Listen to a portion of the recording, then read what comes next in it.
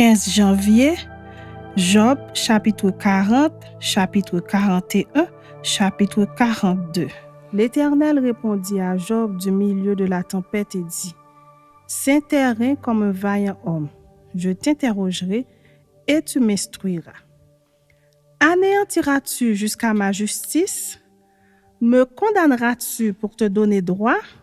As-tu un bras comme celui de Dieu, une voix tournante comme la sienne? Orne-toi de magnificence et de grandeur, revêt-toi de splendeur et de gloire. Répands les flots de ta colère et d'un regard abaisse les hautains.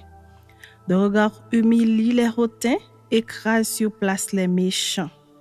Cache-les tous ensemble dans la poussière, enferme leur front dans les ténèbres. Alors je rends hommage à la puissance de ta droite. Voici l'hippopotame à qui j'ai donné la vie comme à toi. Il mange de l'herbe comme le bœuf. Le voici, sa force est dans ses reins et sa vigueur dans les muscles de son ventre. Il plie sa queue aussi ferme qu'un cèdre. Les nerfs de ses cuisses sont entrelacés. Ses os sont des tubes d'airain, ses membres sont comme des barres de fer. Il est la première des œuvres de Dieu, celui qui l'a fait l'a pourvu d'un glaive. Il trouve sa pâture dans les montagnes où se jouent toutes les bêtes des champs. Il se couche sous les lotus au milieu des roseaux et des marécages. Les lotus le couvrent de leur ombre, les saules du torrent l'environnent. Que le fleuve vienne à déborder, il ne s'enfuit pas. Que le Jourdain se précipite dans sa gueule, il reste calme. Est-ce à force ouverte qu'on pourra le saisir? Est-ce au moyen de filets qu'on lui percera le nez? Prendras-tu le crocodile à l'hameçon? Saisiras-tu sa langue avec une corde? Mettras-tu un jonc dans ses narines? Lui perceras-tu la mâchoire avec un crochet? Te pressera-t-il de supplications? Te parlera-t-il d'une voix douce? Fera-t-il une alliance avec toi pour devenir à toujours ton esclave? Joueras-tu avec lui comme avec un oiseau? L'attacheras-tu pour amuser tes jeunes filles? Les pêcheurs en trafiquent-ils? Le partagent-ils entre les marchands? Couvriras-tu sa peau de dard et sa tête de harpon? Dresse ta main contre lui et tu ne t'aviseras plus de l'attaquer. Voici, on est trompé dans son attente, à son seul aspect. N'est-on pas terrassé? Chapitre 41. Nul n'est assez hardi pour l'exciter. Qui donc me résisterait en face? De qui suis-je le débiteur? Je le paierai.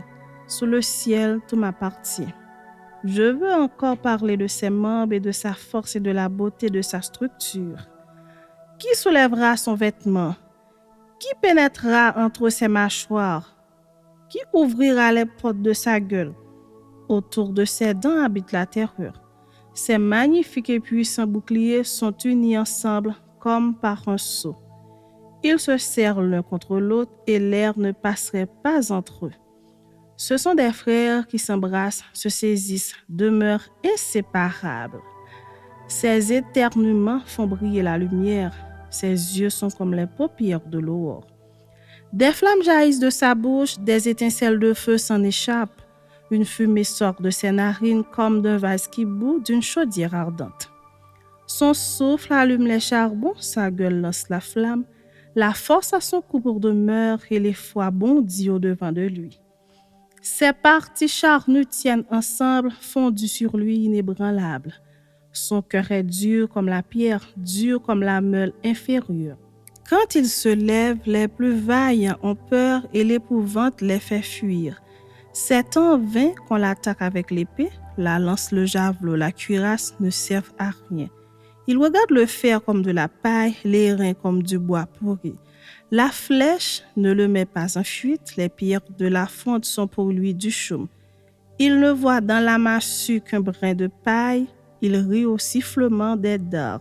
Sous son ventre sont des pointes aiguës, on dirait une herse qu'il étend sur le limon. Il fait bouillir le fond de la mer comme une chaudière, il l'agite comme un vase rempli de parfums. Il laisse après lui un sentier lumineux, l'abîme prend la chevelure d'un vieillard. Sur la terre, nul n'est son maître. Il a été créé pour ne rien craindre.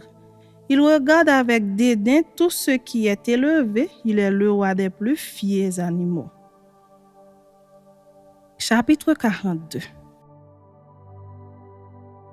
Job répondit à l'Éternel et dit, « Je reconnais que tu peux tout et que rien ne s'oppose à tes pensées. Quel est celui qui a la folie d'obscurcir mes desseins? Oui, j'ai parlé sans les comprendre, de merveilles qui me dépassent et que je ne conçois pas. Écoute-moi et je parlerai. Je t'interrogerai et tu m'instruiras. Mon oreille avait entendu parler de toi, mais maintenant mon œil t'a vu.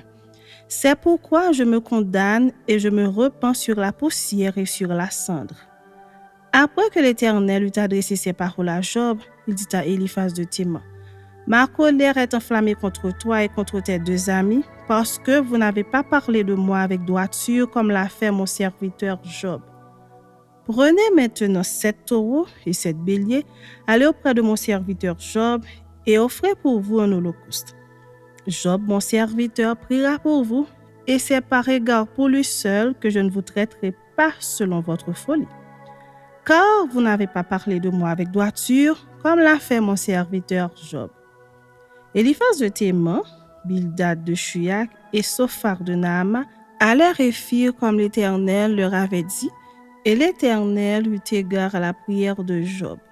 L'Éternel rétablit Job dans son premier état quand Job eut prié pour ses amis, et l'Éternel lui accorda le double de tout ce qu'il avait possédé. Les frères, les sœurs et les anciens amis de Job vinrent tous le visiter et ils mangèrent avec lui dans sa maison.